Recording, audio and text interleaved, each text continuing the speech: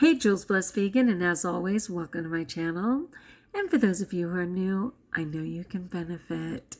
So we've been doing Joyful June, and we are coming up on the end of June, but don't panic. There is never a better time than now than to choose to be joyful. Whether it's June for you, doesn't matter what day it is, you can implement all of these intentions. So for today, it was to create a playlist of your favorite songs and enjoy them. And that was fantastic. I did not make a formal playlist. I just played a bunch of fun songs. And I like them from all different genres and all different eras, seriously. So it was just fun to have music in my bones, right? Which was great. So for tomorrow, alrighty then, it is take time to do something that makes you happy. Straight up. That's kind of a tricky one for me because it's not like I have really deliberate intentions, especially because for years what made me happy was to gorge myself on foods that were not life-giving in any manner. So when I thought of fun, and it's something I still have to fight and certainly my husband struggles with, the first thing that comes to mind is food. And that's true for so many, right? They don't know how to get together. They don't know how to meet. They don't know how to talk without food. When I propose to friends that I meet with them and we take a walk, or I meet with them and we just visit, they're like, they don't even know. And that's okay because, forever, it was stated that one should always come with a gift. And certainly food is comfort. Even when there's a death or something, what do people do? They all bring food. It's been in our society and in our mindset forever that food is the common ground for everything. And it can't be anymore, but that's what comes to mind. Take time to do something that makes you happy. My first thought is food. I'm going to go to my second thought. And I'm not sure what my second thought is yet, because for me, it's not something deliberate like that. It's more like past tense. I will have just done something and thought, oh my gosh, that made me so happy. It was so great because blank, blank, blank, So just something deliberate. I will have to think about that.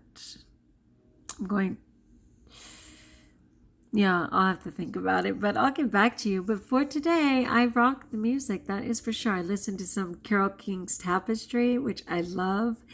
I went, it was all retro. I went to Madonna's Holiday album, which I dig. I did Meghan Trainor, a bunch of different Meghan Trainors. I did just a variety. Just a variety of fun music. Fleetwood Mac's Rumor, another great one that I love. I can see the guy in my head, but he's not coming to mind.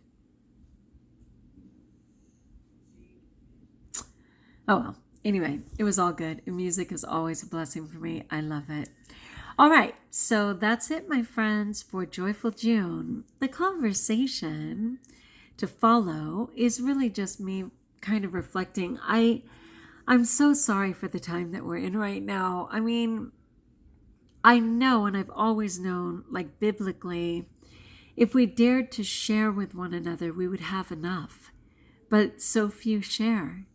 So few share. And I was raised like that with my parents. We had 13 people in our immediate family. And my parents always made sure that there were 3 extra chairs at our table that sat 16. It was an amazing table my father built and had put the map of the world across this gigantic table. And it was so much fun for us to study the map and just have conversation. And there were always 3 empty seats until they filled, which inevitably they seemed to every time. And what my parents really stressed was that if there were 2 people, there would certainly be enough for 3 if those 2 dared to share. And so we never had a sense that we would be out of anything, because we knew that if we each just gave a little, we would be able to provide for the next and the next and the next. And that's so true in our world right now. People panic. We're already in the new wave of the COVID, especially in California, Arizona, Texas, where yes, there's no doubt they've tested more, but it's not about testing more. It's about how many more are ending up hospitalized, how many more are actually, deathly ill with the virus, not just that they're positive for it. But whatever the case is, people are starting to hoard again. Like for literally a couple of months, there was no toilet paper, there were no paper towels, there was no basics like flour and sugar, which I thought was kind of cool that people thought that they could suddenly start baking when they at best have a microwave and haven't ever baked in their whole life. But I love that their instinct said, oh yes, let's get that. I mean, certainly plant-based and vegans got 25-pound bags of beans, 25-pound bags of rice, and all of those cupboards were empty too. All the shelves in the grocery store. And no, my husband and I did not learn anything from that experience, and we did not buy it and put it on our shelves while things have been slightly replenished. Oops. It's hard for me because biblically Jesus was like, you know what, I will provide. I will provide. I mean, my gosh, yeah. The I want to say Jews, but what is the better way? Israelites. The Israelites weren't happy to be eating manna every day, but God did provide it, and it met their nutritional needs. So I was just like, it may not be exceptional, but he definitely provides what we need. I mean, I found out that I have, plum cherries in my front yard that I didn't even know about. I have dandelion greens in my yard that I can absolutely eat. I have very inexpensive and a good amount of beans to make microgreens, right? I mean, I'm handled. It's not as great for my husband, but he's willing to eat stuff out of cans if he has to. We're kind of all in survival mode. It's a really weird time. So I don't know where you are, and I don't know if they're starting to hoard again. But make a plan, because we are required to be responsible and make a plan. I mean, we cannot help one another if we're dead, right? I mean, maybe through prayer and communion of saints and everything, but we kind of need to be present if we plan to serve. So I have to consider that in this next couple of days as I'm watching the shelves empty yet again. And then I was thinking, this friend kind of gave me a heads up and said that they didn't even plant corn or soy this past season, like the industrial farmers, and that there's going to be an insane shortage this year to come, and that I should be aware and make sure that I have things, certainly for my horses and everybody else. And of course, for a moment, that makes me fear-based, And then I had to think, God is on the case, and yes, I should have a plan, but I'm not going to flip out. Then this person said, you may have to eat your horse to survive before your neighbors come and eat those horses for you. Okay, that's when I freaked out. Okay, that freaked me out. Yeah, I even imagine. Oh my gosh. But yeah, times do get scary and ugly. And then somebody else wanted to give us a gun. And I mean, Jesus says those who, live by the sword, die by the sword. And how often do we hear a gun accidentally going off in the wrong hands, getting in the wrong hands?